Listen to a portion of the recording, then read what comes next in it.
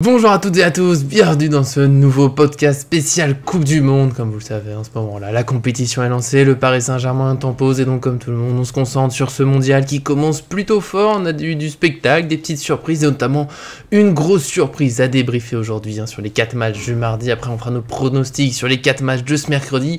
Et pour ça, comme d'habitude, la belle équipe, l'inépuisable Arthur est avec moi. Est-ce que tout va bien ? Écoute, tout va bien, et toi? La pleine forme, ça s'enchaîne, on n'a plus le temps de se reposer, mais c'est comme ça, c'est les Coupes du Monde, c'est intense pour les joueurs, pour tous ceux qui la suivent, et c'est avec du plaisir, et notamment, on va se lancer pour le débrief. Avant ça, bien sûr, le petit j'aime sur la vidéo pour nous soutenir, c'est toujours très important, tous les efforts qu'on donne pour être avec vous, et puis abonnez-vous en activant la cloche pour ne rien manquer de nos vidéos, continuez avec nous sur cette Coupe du Monde, et bien sûr, sur la saison du PSG ensuite. Et justement, sur le premier match du débrief, Argentine-Arabie Saoudite, un joueur parisien, Lionel Messi, il a marqué, mais il n'a pas gagné. C'est certainement pour l'instant la grosse surprise de ce mondial sur la phase de poule. L'Argentine battue par l'Arabie Saoudite 1-2. Qu'est-ce que tu as pensé du match, Arthur ? Au-delà de la surprise, c'est la grosse déception, surtout de ce début de Coupe du Monde. L'Argentine était attendue comme co-favori avec le Brésil. J'ai bien peur que de jeudi soir, quand on voit le match du Brésil, on se rende compte qu'il n'y a pas, Il n'y a pas de niveau entre. Il y a un seul favori. Il n'y a pas de comparaison, il n'y a qu'un seul favori, parce que l'Argentine, effectivement, c'était assez faible. Des disparités de niveau physique entre les joueurs, qu'ils n'étaient pas tous prêts. Une capacité à faire le jeu, à lancer les attaquants compliqué. J'ai bien aimé Lautaro Martinez, par exemple, mais Messi, bon, voilà. Pas fou. Di Maria, bof. Papu Gomez, pas extraordinaire. Le milieu de terrain, pas génial. Donc, déjà grosse déception à Argentine. Et après, tout simplement, pas de trouver d'excuses à cette équipe d'Argentine qui a pas très bien joué, certes, mais l'Arabie Saoudite a fait un super match. Ouais. Écoute, j'ai beaucoup apprécié l'énergie. Voilà, ce qu'on reproche parfois au Paris Saint-Germain, c'est ça, c'est ce manque d'énergie. L'Arabie Saoudite a tout donné par rapport à ça. Et en plus, techniquement, j'ai trouvé que c'était très bon. Félicitations aux joueurs et à Hervé Renard, parce que voilà, c'est la surprise. Mais en même temps, ça va peut-être plus être une surprise dès les prochains matchs. Faudra confirmer, c'était pas juste l'état de grâce face à l'Argentine, la grande motivation. On le voit aussi parfois face au PSG, un adversaire surmotivé, etc. un peu. C'est vrai qu'après un Qatar un peu passif, l'Iran qui était perdu, là on a eu, on va dire, le petit pousset du match, parce que Argentine, Arabie Saoudite, tout le monde misait sur l'Argentine, l'Arabie Saoudite a au moins mis toute l'énergie qu'il faut, et en plus ils n'ont pas fait que ça, c'est vrai qu'il y a eu des belles phases de jeu. Les buts, le deuxième, il est magnifique, ça m'a rappelé un peu les matchs du PSG, l'Argentine commence doucement, qui a le petit 1-0, qui gère, puis l'adversaire qui se relance sur une petite bêtise en défense, après un super but, après c'est compliqué. Je pense que si l'Argentine avait joué tout le match avec l'énergie des 15 dernières minutes, ça serait mieux passé, mais voilà, ils ont un peu ronronné, ils l'ont payé, c'est ça le très haut niveau. Donc voilà, grosse surprise, va falloir se réveiller très vite, ça va être compliqué contre le Mexique et la Pologne, peut-être que l'Argentine ne passera pas la poule, faut commencer à se faire à l'idée, c'est en tout cas éventuellement possible. L'Arabie Saoudite, bravo, ça fait plaisir de voir une équipe comme ça, autant d'énergie, donc on espère qu'ils continueront sur cette lancée comme un spectacle, et que l'Argentine pourra se réveiller pour faire d'un peu meilleur match et pas sortir tristement de ce mondial. Et nous, on enchaîne, il y avait 4 matchs, faut aller vite, Danemark, Tunisie, et là, je vais être honnête, rendez-vous pédiatre, je n'ai globalement pas vu le match, donc je compte sur Arthur pour tout nous dire. Bon, écoute, c'était un bon petit match, un bon 0-0, rien de particulier à dire, si ce n'est que la Tunisie a joué crânement sa chance, que le Danemark a été surpris par cette équipe tunisienne qui finalement a bien ressorti les ballons, a tenté sa chance, a fait du ballon quelque chose d'intéressant, sans réussir à marquer, parce que le Danemark c'est solide, et le Danemark de l'autre côté a mis très longtemps avant de se mettre vraiment dans le match offensivement, je trouve, du coup avec très peu de ballons pour l'attaquant et pour Skovlsen par exemple, notamment, qui étaient tous les deux très attendus. Peut-être la dernière demi-heure avec les entrants a été peut-être un petit peu mieux offensivement, il y aurait peut-être pu y avoir un petit but, mais globalement la Tunisie mérite quand même de pas partir avec une défaite. Bon, j'ai bien aimé la qualité du match de manière générale, et j'ai été un tout petit peu déçu du cadenas un petit peu imposé par les deux équipes. Peut-être un manque bon, c'est un premier match aussi, on va pas critiquer, c'est toujours dur de se livrer dans un premier match, mais bon, le Danemark se met quand même une petite balle dans le pied, je pense, avec ce 0-0, parce que maintenant il va falloir qu'il gagne contre la France. Si la France gagne, ça risque de devenir de plus en plus compliqué. parce que je vois pas, on en reparlera, mais je vois pas je vois pas la Tunisie perdre contre l'Australie, c'est pas possible. Donc, pour pas avoir la pression, je pense que le Danemark va devoir jouer crânement sa chance Ouais, ça va être. Ouais, contre, contre la France. mais il n'y a pas forcément. Enfin, de là à s'inquiéter, on est plutôt pour la France globalement, mais le Danemark a tellement su briller dernièrement qu'on dire voilà, ils n'ont pas trop réussi leur entrée. La Tunisie, elle, peut-être particulièrement réussi. Moi, j'ai vu que ce que tu as dit, 2-3 phrases, qu'il y avait peut-être un éventuel penalty qui a été vu par la VAR, puis finalement l'arbitre a dit non, ce qui est rare, donc à souligner. Voilà, vivement, c'était un beau 0-0 à suivre. En tout cas, je suis un peu déçu de ne pas l'avoir vu. On verra si le Danemark peut réagir. Je vois un peu plus. Je crois je sais plus, c'était à la mi-temps, au 30e minute, j'ai regardé, c'était à 3 tirs, ils finissaient à un peu plus de 10, donc ça confirme qu'ils ont mis du temps à se lancer. On va voir si ce sera mieux contre la France. On va parler de la France juste après. Contre l'Australie, c'est vrai que l'Australie, voilà, compliqué. On va voir ça juste après. Avant ça, Mexique-Pologne. Ça, j'ai eu la chance de le regarder, puisque je considère que c'était aussi un très beau 0-0. Alors, j'ai pas vu Danemark-Tunisie, je peux pas exactement comparer, mais voilà, pas eu de but. Mais moi, j'ai aimé suivre ce match, tout en travaillant, certes, mais voilà, beaucoup d'occasions, de l'énergie de côté. Un penalty arrêté par Ochoa. Ochoa, j'avoue, je sais pas dans quel club il est aujourd'hui. À l'époque, il nous dégoûtait quand on était à Ajaccio. Il dégoûte les attaquants quand il est en Coupe du Monde. C'est la mission de sa carrière, c'est rendre triste des pays en Coupe du Monde. Il est toujours aussi impressionnant. Et voilà, j'ai beaucoup aimé le match. Le Mexique, comme je l'attendais, beaucoup d'énergie, on va un peu dans tous les sens, ça attaque, on essaye. Et la Pologne, plus offensive que ce que j'attendais, quand même quelques beaux enchaînements, 2-3 passes un peu ratées dans des moments importants, c'est dommage, mais voilà, j'ai aimé. Alors, tu me diras par rapport à Danemark-Tunisie, mais voilà, j'ai aimé cette énergie, cette envie d'attaquer des deux côtés. C'est bizarre, entre guillemets, qu'il n'y ait que 0-0 et pas peut-être 2-2 dans ce match que j'ai trouvé très plaisant. C'est peut-être l'un de mes matchs préférés pour l'instant cette Coupe du Monde. Déjà, pour revenir sur la faute sur le penalty du Danemark, c'est parce que un Danois juste avant a poussé un Tunisien dans la surface, donc ça a été annulé, ça a été revu. Pour le match, je suis pas du tout d'accord avec toi, donc quoi, tu vois, les goûts sur les matchs sont très importants. Moi, j'ai détesté ce match. Mexique-Pologne, c'est une purge pour moi. C'est fou. Ouais, non, vraiment, j'ai pas du tout apprécié. J'ai trouvé que techniquement, la Pologne, c'est très très pauvre. Pour moi, il s'est pas passé grand-chose. Alors oui, il aurait pu avoir peut-être des buts avec un peu de chance et tout, mais après je comprends ce que tu dis. Je pense qu'on vit les matchs aussi de manière différente. J'ai vu le match aussi, le 0-0 d'avant, et du coup je le compare, et je pense que voilà, en termes de tenue de ballon, en termes de potentiel, je trouve que le Mexique et la Pologne, c'est très très compliqué. Alors évidemment, le Mexique à mes faveurs. J'ai trouvé que bon, ils ont joué comme tu l'as dit, comme ils savent le faire, et c'était assez intéressant. Par contre, la Pologne, non, là c'est plus possible. Surtout avec les matchs qu'on a pu avoir autour de ce match, j'ai pas du tout apprécié. Je me suis vraiment ennuyé. J'ai trouvé que c'était lent. Voilà, j'ai pas aimé. Et voilà, c'est là que c'est beau, chacun oui, son. Moi, j'ai trouvé qu'il se passait un peu tout le temps des choses. Alors, oui, ça a manqué de précision. J'ai dit plusieurs passes de la Pologne. On se dit, bon, fallait réussir pour aller au bout, ça va pas au bout.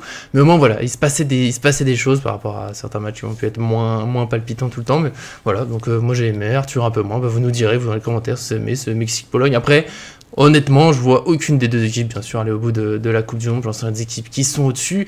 Et est-ce que la France en fait partie? Il y a beaucoup d'enflammades depuis hier soir. Ils ont gagné 4-1, il y a eu des occasions, il y a eu des buts. Giroud a marqué, même Rabiot a marqué, notre cher ancien joueur qu'on aime tant. Mais c'était contre l'Australie, 4-1, ça a très très mal commencé avec la blessure d'Hernandez et le but de l'Australie sur la même action. À ce moment-là, j'étais très inquiet pour la France, mais je vais au moins leur accorder. Ils ont su ne pas trop paniquer, se relancer. Ils ont mis des buts, ils ont gagné. Après, voilà, je sais, on le disait déjà un peu en off, c'était quand même que l'Australie. L'Australie que j'ai trouvé globalement très faible. Peut-être l'une des équipes au niveau un peu de l'Iran, du Qatar. Voilà, un peu passif, on loupe beaucoup de choses. On se le disait, je vais le dire ici pour que les gens ne loupent pas tout ce qu'on puisse dire, mais Mbappé qui marque de la tête dans une défense où il y a un défenseur qui fait 1m98 et l'autre était assez grand aussi. Voilà, c'est quand même qu'il y a des petites erreurs de marquage, d'agressivité, voilà. Petite adversité, je vais attendre de voir la France contre le Danemark et la Tunisie, parce que ça va être beaucoup plus dur, mais peut-être quand même que ça se passera pas trop mal. Écoute, j'ai pas envie de m'attirer les foudres des personnes qui regardent, donc du coup je vais être poli. Je partage pas trop l'enflammade sur ce match, mais alors pas du tout. Alors je la comprends, évidemment, quand t'es supporter de l'équipe de France, tu vois l'équipe qui gagne 4-1, etc.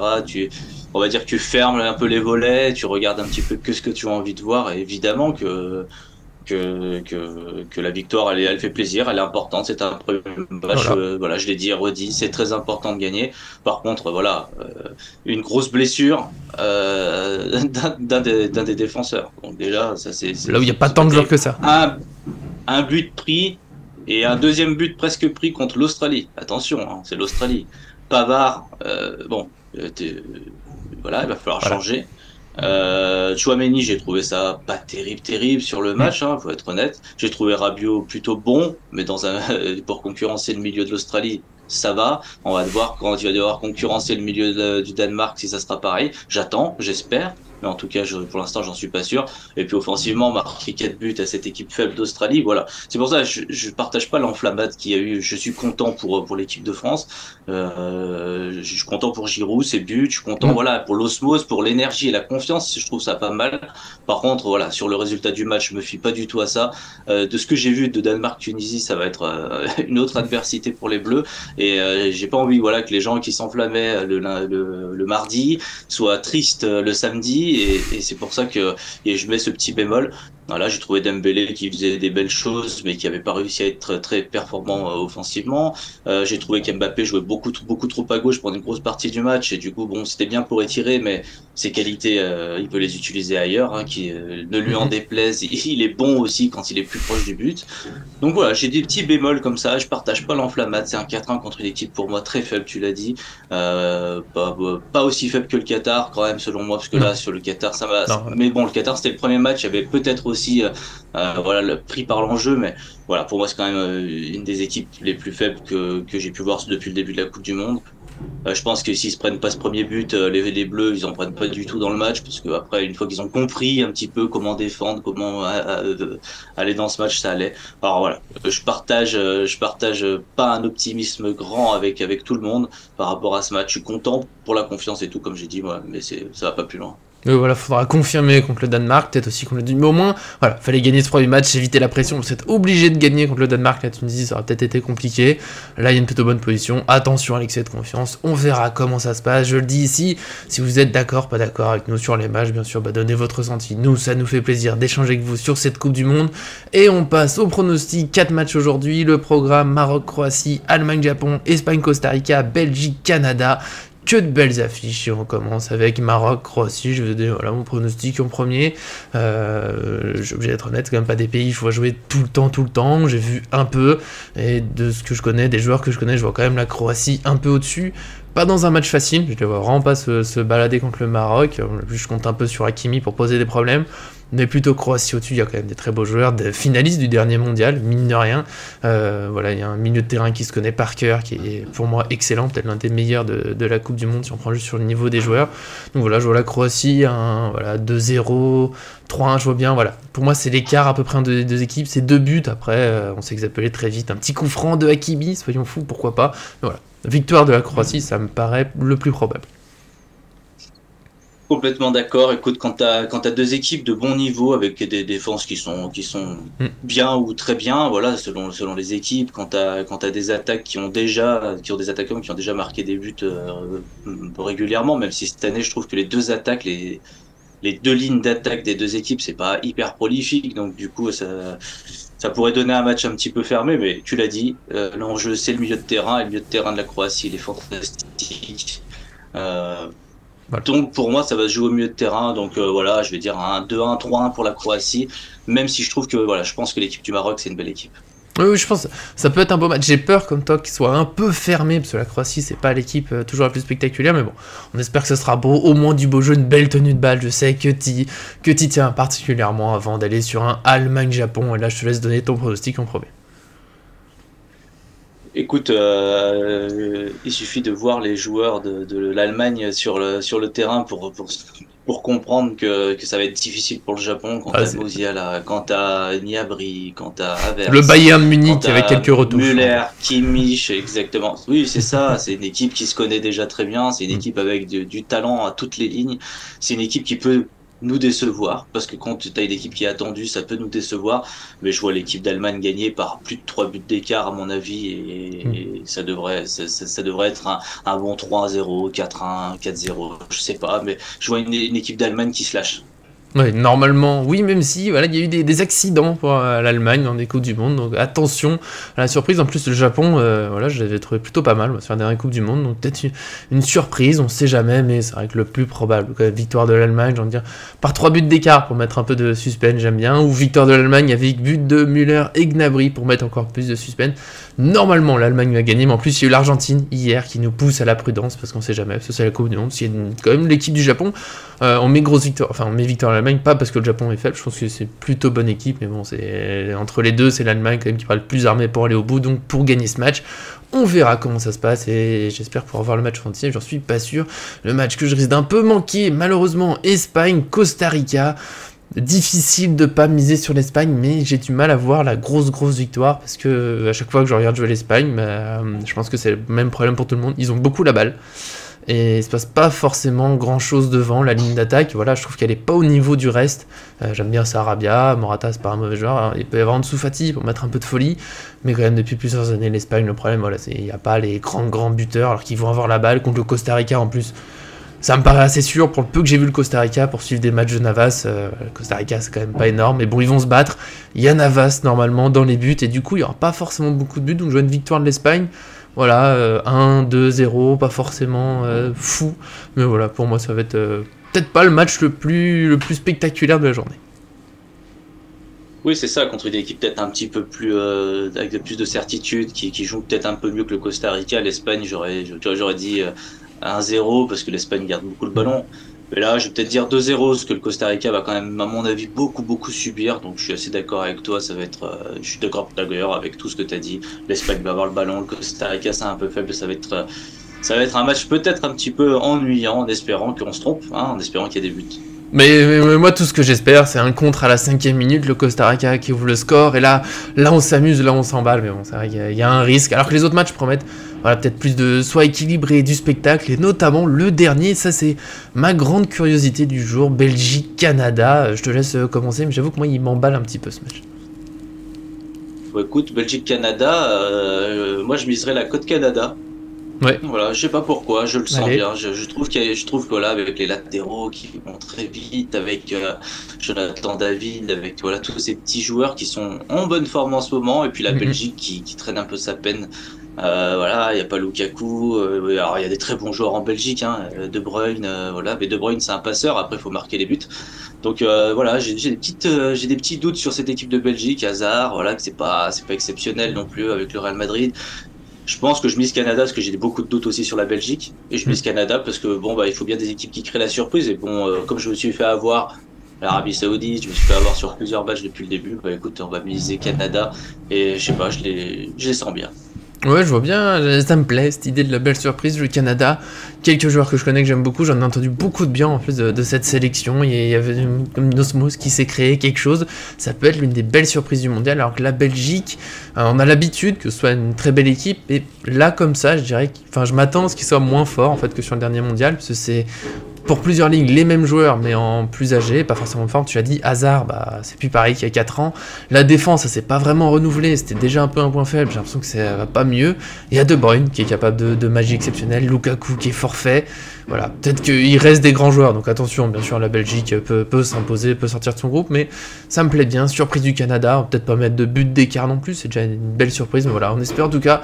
Normalement, un match assez spectaculaire, ces deux équipes assez offensives, ça me plaît, j'ai envie de voir ce match, j'espère qu'il sera beau, et puis bien sûr, vous dites-nous tous vos pronostics, on essaie de faire au maximum, en étant clair, concis, sans faire trop long, parce que la journée, la Coupe du Monde, nous, quand on enregistre, elle commence déjà bientôt, ça va vite, et puis bien sûr, merci à Arthur d'être venu pour tout ça, ça fait toujours plaisir. Écoute, non, merci à toi, et puis voilà, on espère bien encore une belle petite journée de foot, là, ça peut être intéressant, il y a des belles choses. Ouais, normalement, on aura une belle journée avec peut-être une petite sieste à 17h, on verra comment ça se passe. En tout cas, merci de nous suivre dans cette aventure, continuez de profiter de cette Coupe du Monde, évidemment, et à demain pour une nouvelle vidéo.